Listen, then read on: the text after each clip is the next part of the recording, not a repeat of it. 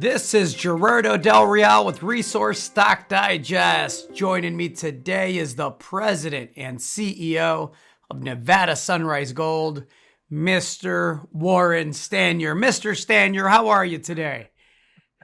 I'm good. What an introduction. I mean, who couldn't smile after hearing that? It's like, where's the band? Where's the trumpets? Anyway, There's I'm doing bands. well. Thank you, Gerardo, and I hope you are. I am as well. Thank you for asking. Bands and trumpets abound, Warren. Bands and trumpets abound. And listen, you had Yeah. some news that I know you and I had chatted off air many times about, the nature of this drilling program that we finally got all the assays for at Kinsley Mountain, of course, with partner and operator New Placer Dome Gold, which controls 80% of the project. And Nevada Sunrise Gold, of course, retains the other 20.01% interest, if we want to be technical there. But we had talked in the past about how essentially it was a blind program for several reasons. There wasn't a lot of time to actually select targets based on surface work. So geophysics, geochem, trenching, a lot of that wasn't done because of the hurried nature of the drillers not being available. And if you got one, they wanted to get going ASAP. And that's kind of what happened at Kinsley this go round. Despite that, there were some very good hits. However, there were always some misses. And you always have insisted that geophysics was a very good tool for delineating targets and being a bit more selective. So I am excited for the upcoming drill program at Kinsley, but I wanted to talk about the 2020 geophysical results, which we got back here recently, and get your take on them. Well, I'm looking at the diagram right now. The first figure that New Placer Dome sent to us just on the weekend. And I mean, it's pretty striking that you see this pillar, this tube of chargeability, and that's where a lot of mineralization has been found. And maybe there's some offshoots from that through faulting where I guess fluids might have moved and taken gold with them. But I mean, there definitely seems to be some kind of connection. And when the western flank was first found, it was found in pyrite. You couldn't see any gold at all. So that's when our clock started ticking. Is like, hey, well, wait a minute. If there's sulfides, then why can't we see it with geophysics? But it wasn't part of the exploration philosophy of the team at that time. Over time, and when you're drilling something that's maybe it's a little bit harder to find than an oxide blanket that's maybe shallower and you can punch holes in it in all different directions and find some heap leachable oxide deposit. This one is different. It's deeper. It's sulfidic. So would geophysics actually detect the sulfides? That was always the question. And now it seems apparent that it does. So if we can use that going forward, at least with the sulfide material, you may not see the oxides.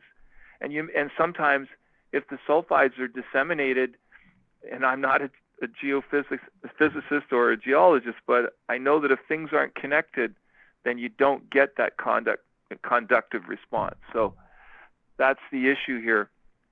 We can try it, and it's proof of concept now.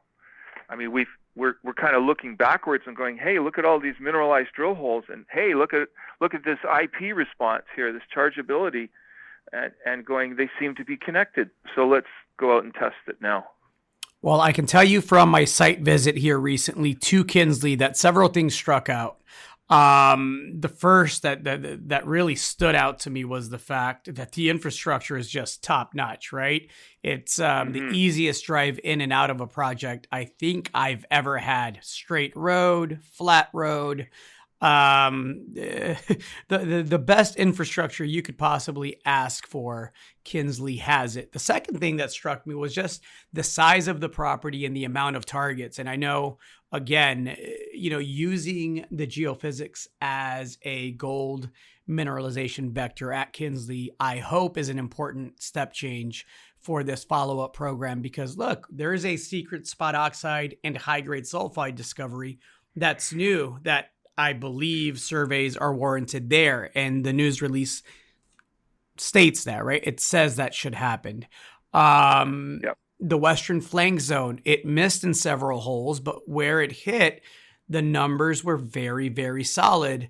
And then the Shell Saddle Zone was one that when I spoke to the geologist on site, he was very, very optimistic that there was still discovery potential there, despite the lack of, real flashy high grade numbers. So I say all that to say that tools are welcomed if we're going to get a better hit rate and if we're able to duplicate the better results that we got from the first phase program. I agree. I'm looking forward to the next time around because, as you say, things had to go in a hurry and gold was surging and the drillers were all busy, and so I'm very pleased that New Placer Dome did this work, because all we had before was some really reconnaissance nature style of geophysics, and this time there was a real grid put on it. You can see it in the diagram, and then you see the correlation with the mineralized zones that have been found, and you just go, wow, we were in a meeting a little while ago looking at some of this preliminary stuff, and they were turning the diagram, you can see it in 3D, and put the drill holes in, and it was just like, presto, look, there it is. So let's see if it does work. Geophysics is not a magic bullet, but it gives you a look at the underground. It tells you something. Whether or not that's going to be mineralization or not remains to be seen, but it looks like there's a definite correlation here.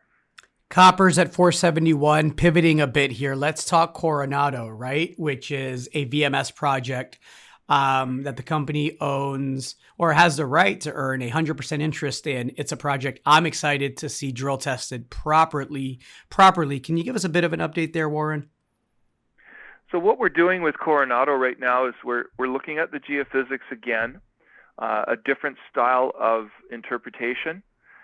One thing that we've had trouble with, obviously, in 3 attempts now, is getting through this overburden, this mud and sedimentary deposit sitting on top of the bedrock.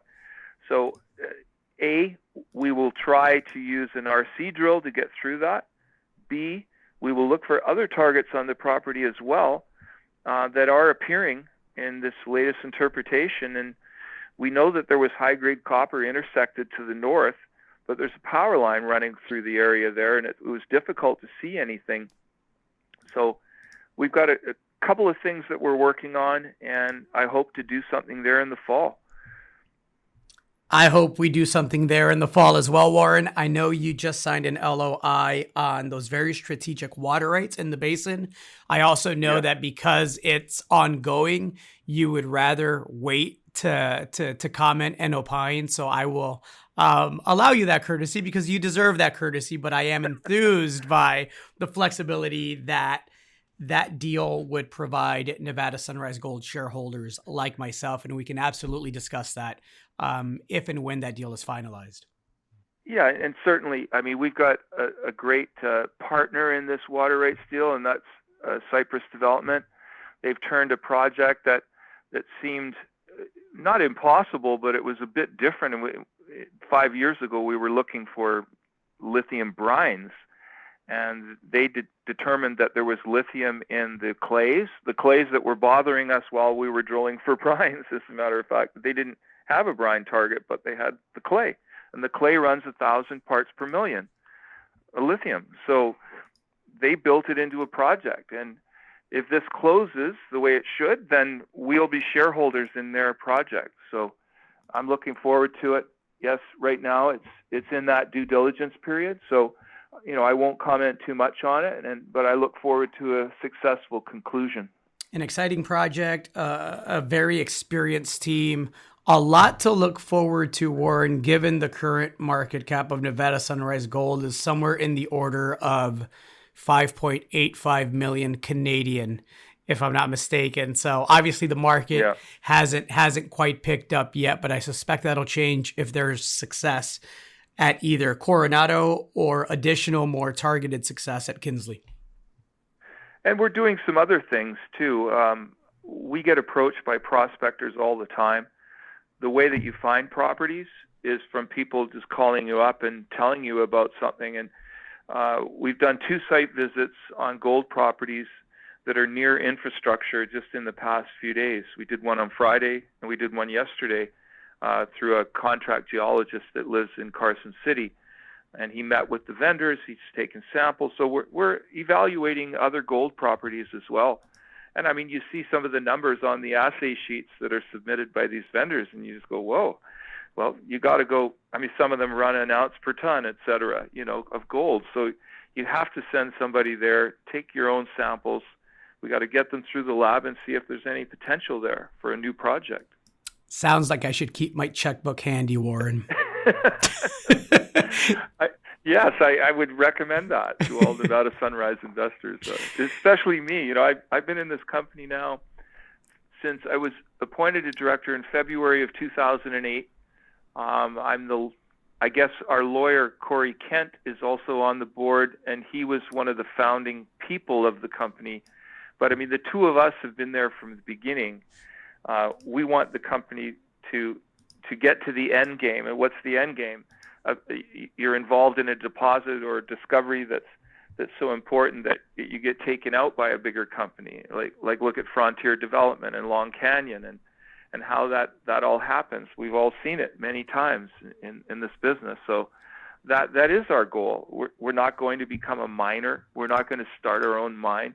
We're going to find something that's big enough that somebody wants it and is willing to pay a premium so that all the shareholders of the company can gain from it. That's our goal. If that is to be, Warren, I suspect there will be more trumpets and more bands. There will be much singing and dancing. That's right. Warren, thank you so much for that update. I appreciate it, and we'll chat soon. Thank you, Gerardo. It was a pleasure. All the best. Bye now. Stay safe out there. I will. You too. Thanks.